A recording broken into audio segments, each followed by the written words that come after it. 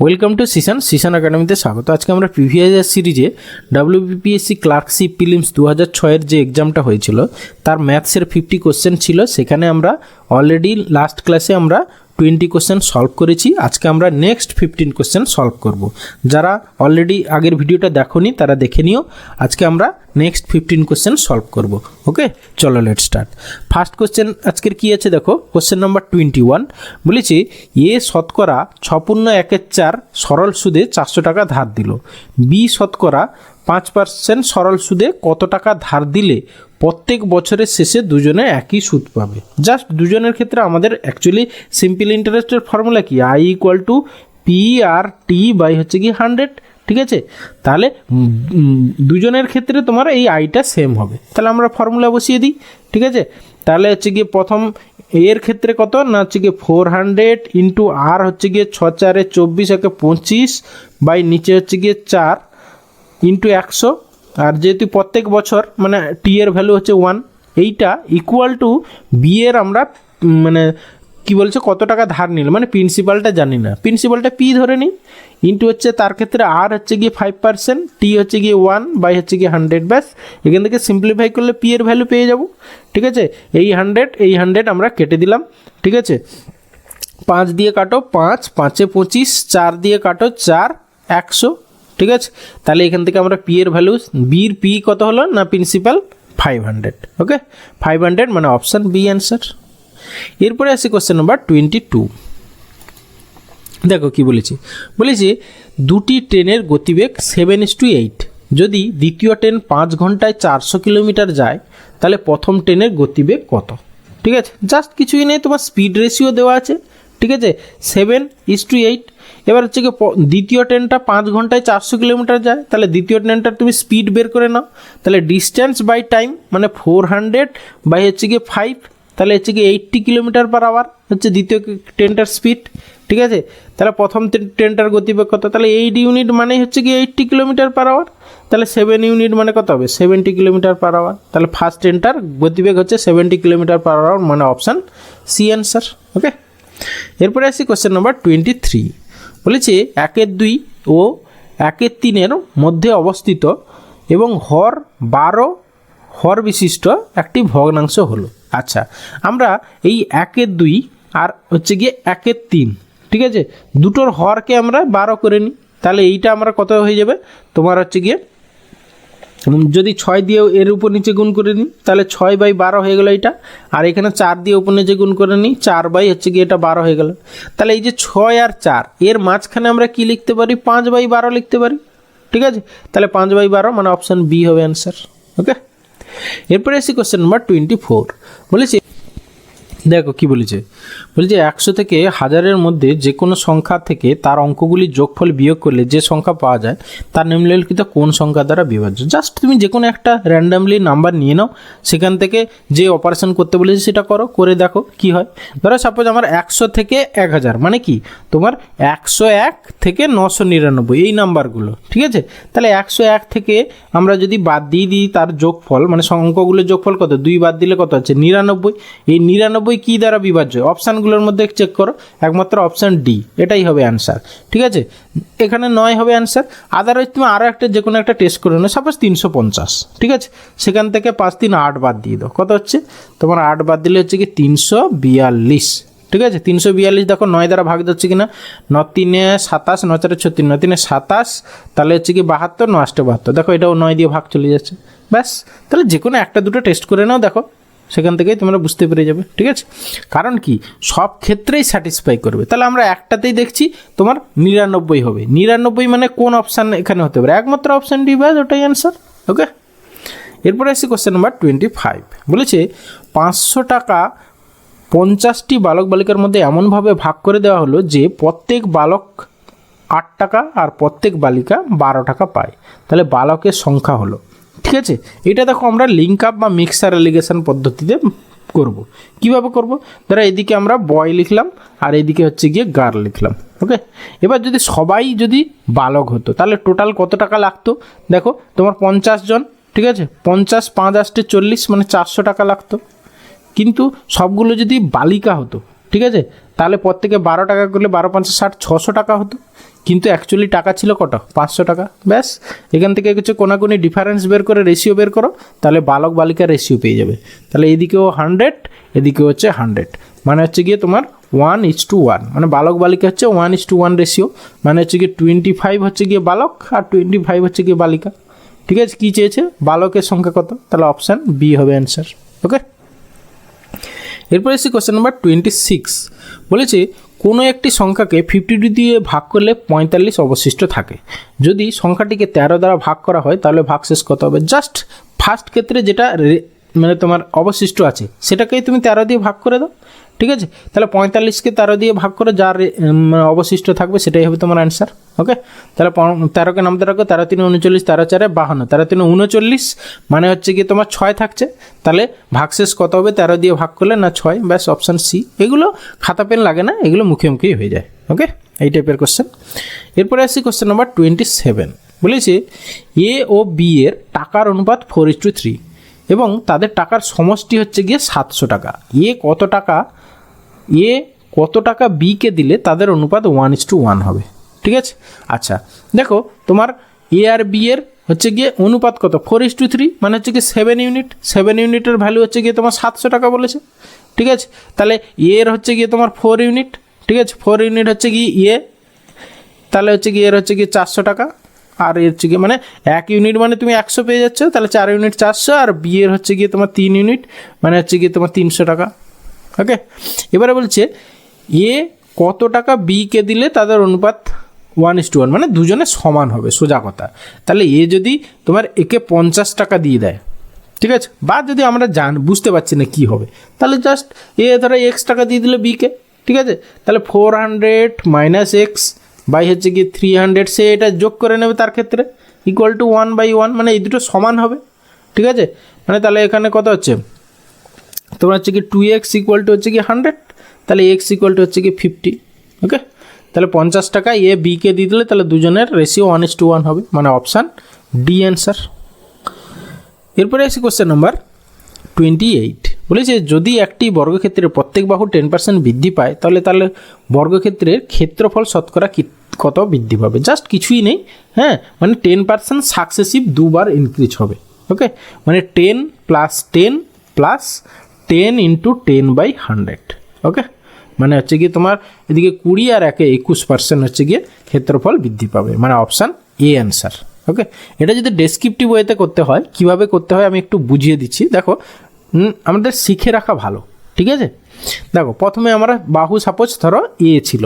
ওকে, তাহলে ক্ষেত্রফল কত ছিল না এ স্কোয়ার। এবার পরে হচ্ছে 10% বৃদ্ধি পেয়েছে, মানে বাহুটা কত হয়েছে এ × 10 বাই হচ্ছে গিয়ে 100, সরি এ × 110/100, মানে হচ্ছে গিয়ে এ মানে 11a/100 হয়ে গেছে বাহুটা, 11a বাই হচ্ছে গিয়ে সরি একটা শূন্য কাটা মানে 10 হয়ে গেছে। ওকে, এবার এক্ষেত্রে ক্ষেত্রফল কত হয়েছে না হচ্ছে গিয়ে 121 এ স্কোয়ার বাই হচ্ছে গিয়ে 100। ঠিক আছে, তাহলে এটা থেকে এটা কত বেড়েছে, তারপর তোমার 21 এ স্কোয়ার বাই 100 বেড়েছে, কার উপরে না এ স্কোয়ারের উপরে ইন্টু 100। ব্যাস এটাকে সিম্পলিফাই করলে দেখো 21%। ঠিক আছে, এটা হচ্ছে কি ডেসক্রিপটিভ মেথড। এবার না করে আমরা অবজেক্টিভ মেথডে কী করবো না জাস্ট 10% সাকসেসিভ ইনক্রিজ। ওকে, এরপরে আসি কোশ্চেন নাম্বার 29 বলেছে একজন দোকানদার 1600 টাকা দিয়ে 2টি সাইকেল কিনলেন এবং প্রথম সাইকেলটি 10% লাভে, দ্বিতীয়টি হচ্ছে 20% লাভে বিক্রয় করলেন। যদি তিনি প্রথম সাইকেলটি 20% লাভে এবং দ্বিতীয়টি 10% লাভে বিক্রয় করতেন তাহলে তিনি 5 টাকা অধিক পেতেন। তাহলে সাইকেল দুটির ক্রয় মূল্য কত টাকা হবে। ঠিক আছে, আচ্ছা সাইকেল দুটোর ক্রয় মূল্য কত টাকা হবে সেটা জানি না আমরা, তাহলে আমরা ধরে নিই ধরো সাইকেল দুটোর ক্রয় মূল্য প্রথমটার সাপোজ হচ্ছে কি x টাকা। হ্যাঁ, দেখো এখানে x ধরবো না, যেহেতু পার্সেন্টেজ আছে না, তাহলে এটা আমরা 100x ধরে নেব, সব থেকে ভালো। ঠিক আছে, সেইটা ধরলে কি সুবিধা হবে। আচ্ছা 1600 টাকা তো বলেছে,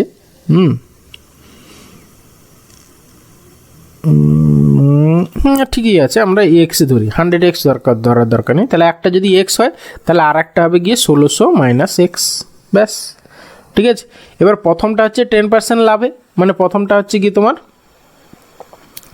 আচ্ছা দ্বিতীয় ক্ষেত্রে হচ্ছে 5 টাকা অধিক পায়, তাহলে দ্বিতীয়টা আগে লিখি, ঠিক আছে। তাহলে দ্বিতীয়টা হচ্ছে গিয়ে, দ্বিতীয় ক্ষেত্রে আমাদের কি বলেছিল, প্রথম সাইকেলটা 20% লাভে, মানে হচ্ছে গিয়ে এক্স ইন্টু 120/100 প্লাস দ্বিতীয়টা হচ্ছে কি 10% লাভে, মানে হচ্ছে গিয়ে 1600 মাইনাস এক্স এত ইন্টু হচ্ছে গিয়ে তোমার 110 বাই হচ্ছে গিয়ে 100, এটা বিক্রয় মূল্য। এটা হয়ে গেল প্রথম ক্ষেত্রে, দ্বিতীয় ক্ষেত্রের বিক্রয় মূল্য টোটাল।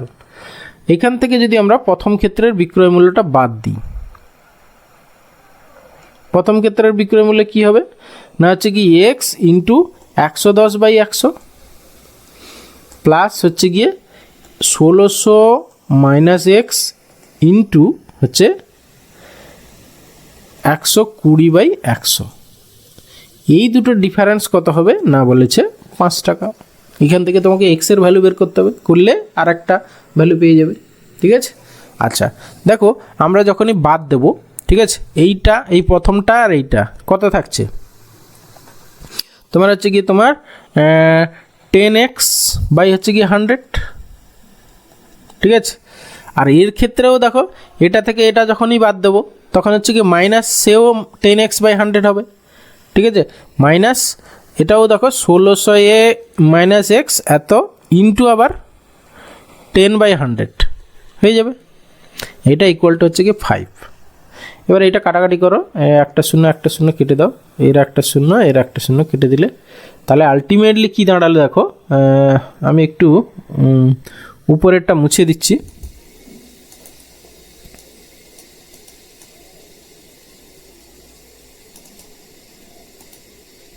দেখো আমরা যদি, তাহলে আমরা আলটিমেটলি কী থাকছে, x minus 1600 plus x equal to কত দাঁড়াচ্ছে, এই 10টা ওইদিকে গিয়ে 50 হয়ে গেল 50, তাহলে দেয়ারফর 2x ইকুয়াল টু কত দাঁড়াচ্ছে 1650, তাহলে একটার ভ্যালু হচ্ছে এক্স ইকুয়াল টু 825। তাহলে কোন অপশানে 825 আছে, একমাত্র একটা অপশানে আছে, ব্যাস এটাই অ্যান্সার। কারণ কি, আর একটা দেখো 825 আর 775 যদি যোগ করো 1600 হয়ে যাচ্ছে, ব্যাস অপশান সি হবে অ্যান্সার এখানে। ওকে, এরপরে আসি কোশ্চেন নাম্বার 30। কী বলেছে দেখো, জাস্ট সিঁড়ি ভাঙা অঙ্ক, হ্যাঁ, জাস্ট এই দুটোকে প্রথমে সিম্পলিফাই করো, নিচের দুটোকে, তাহলে এটা কত হবে 3 2 5, তাহলে এটা 5-এর 3 হয়ে যাবে। ওকে, এটা আবার পরের স্টেপে উল্টে যাবে, তাহলে 1 মাইনাস 3-এর 5 হয়ে যাবে, ঠিক আছে। সিম্পলিফাই করলে 5 মাইনাস 3 মানে হচ্ছে গিয়ে 2-এর 5, 2-এর 5 মানে অপশান এ অ্যান্সার। ওকে, এরপরে আসি কোশ্চেন নাম্বার 31। বলেছে যখন কয়লার দাম 25% বাড়ে তখন কয়লার ব্যবহার কী পরিমাণে কমালে পরিবারের খরচ একই থাকবে। মানে যেটা ধরো 100 ছিল সেটা হচ্ছে গিয়ে 125 হয়ে গেছে, এবার এই 125 থেকে আবার 100-এ আসতে হবে, মানে কত পার্সেন্ট কমাতে হবে। তাহলে কী করতে হবে, -25 কত কমাতে হবে, কতর উপরে 125-এর উপর, তাহলে 25/125 ইন্টু 100, ব্যাস। তাহলে 25 5-এ 125, 5 20 100, তাহলে হচ্ছে কি 20% হচ্ছে গিয়ে কমাতে হবে, মানে অপশান বি অ্যান্সার। ওকে, এরপরে দেখো কি বলেছে, যদি 80 জন লোক দিনে 6 ঘন্টা কাজ করে একটি কাজ 16 দিনে শেষ করে, তাহলে 64 জন লোক দিনে কত ঘন্টা কাজ করলে 15 দিনে কাজটি শেষ করবে। জাস্ট আমরা কি করব, এটা হচ্ছে M1T1 = M2T2, সেই ফর্মুলা অ্যাপ্লাই করে দেবো। এখানে ডাব্লুটা যেহেতু সেম দুটোর ক্ষেত্রে, হ্যাঁ, তাহলে M1 কত, ম্যান হচ্ছে গিয়ে প্রথমে 80 জন দিনে কত 6 ঘন্টা করে, কত দিন না 16 দিনে কাজটা করে, তারপরে হচ্ছে কি 64 জন দিনে কত ঘন্টা করে জানি না, x ঘন্টা ধরে নিলাম, ইন্টু 15 দিনে, ব্যাস সিম্পলিফাই করো, ঠিক আছে। আচ্ছা 4-এ কাটো, হ্যাঁ, বা 16 দিয়ে কাটো, 16 4-এ 64, 4 20 80, 5-এ কাটো, 5 3-এ 15, 5 4-এ 20, তারপরে এই 3 দিয়ে কাটো, 3 2-এ 6, তাহলে এক্সের ভ্যালু কত, 4 2 8 ঘন্টা, দিনে 8 ঘন্টা কাজ করতে হবে, তাহলে অপশান বি হবে অ্যান্সার। ওকে, এরপরে আসি কোশ্চেন নাম্বার 33। বলেছে 5000 টাকার 0.1% কত টাকা, ঠিক আছে। জাস্ট কিছু নেই, 5000 ইন্টু হচ্ছে গিয়ে 0.1 বাই হচ্ছে গিয়ে 100। এবার এই পয়েন্টটা তুলে দেওয়ার জন্য আর একটা শূন্য নিচে, ব্যাস 3টে শূন্য, এর 3টে শূন্য কেটে গেল, ইকুয়াল টু 5 টাকা, মানে অপশান সি অ্যান্সার। ওকে, এরপরে আসি কোশ্চেন নাম্বার 34 কি বলেছে দেখো 3/4 ভগ্নাংশকে শতকরায় প্রকাশ করলে পাওয়া যাবে, জাস্ট ইন্টু 100 করে দাও, আর কিছুই নেই। 3/4 ইন্টু হচ্ছে কি 100, তাহলে ইকুয়াল টু কাটাকাটি করো 4 25 সঙ্গে 100, তাহলে 25 3 75 75%। তোমরা যারা জানো আমরা রেগুলার ক্লাস করো তারা হচ্ছে কি তোমরা 75% মানে হচ্ছে কি 3/4 মানে 75%, মানে পার্সেন্টেজ চ্যাপ্টারে হচ্ছে fraction to percentage to fraction সেগুলো কিছু মুখস্থ করে রাখতে হয়। সেখানে হচ্ছে গিয়ে 1/4 মানে 25%, 3/4 মানে হচ্ছে 25 3 75%, মানে অপশান এ অ্যান্সার। ওকে, এগুলো করার দরকার পড়ে না, মুখে মুখে হয়ে যায়।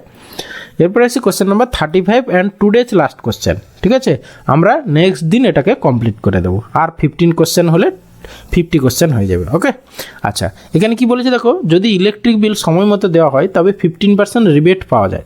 একজন লোক 54 টাকা রিবেট পেল, যথাসময়ে বিল মেটানোর জন্য তার ইলেকট্রিক বিলের টাকার পরিমাণ কত? ঠিক আছে, জাস্ট দেখো 15% সে রিবেট পাবে, সেই 15%-এর ভ্যালু কত? 15%-এর ভ্যালু হচ্ছে গিয়ে তোমার কত? 54 টাকা। ঠিক আছে, তাহলে হচ্ছে কি তার বিল কত ছিল না 100%, তাহলে 100%-এর ভ্যালু কত যা হবে সেটাই হচ্ছে অ্যান্সার। ঠিক আছে, তাহলে হচ্ছে কি তোমার এখানে 54 ইন্টু হচ্ছে গিয়ে 100 বাই হচ্ছে গিয়ে 15, কাটাকাটি করো 5 5 3 15, 5 20 100, তারপর হচ্ছে কি 3 1 3 3 8 24, তাহলে 18 2 36, 360 টাকা হচ্ছে এগুলো তার ইলেকট্রিক বিল, মানে option C answer. Okay, thank you আজকের ভিডিওটা শেষ পর্যন্ত দেখার জন্য। আবার কালকে দেখা হচ্ছে সবাই। আর ভিডিওটা শেষ পর্যন্ত দেখে ভালো লাগলে অবশ্যই একটা লাইক করো, বন্ধুদের সঙ্গে শেয়ার করো, আর চ্যানেলে নতুন হলে অবশ্যই সাবস্ক্রাইব করো। ওকে, এগুলোই তোমরা আমাকে মোটিভেট করবে নেক্সট ভিডিও বানানোর জন্য, বা তোমাদের জন্য ভালো ভালো ক্লাস অফার মানে নিয়ে আসার জন্য। ঠিক আছে, চলো আবার কালকে দেখা হচ্ছে, ভালো থাকবে, বাই।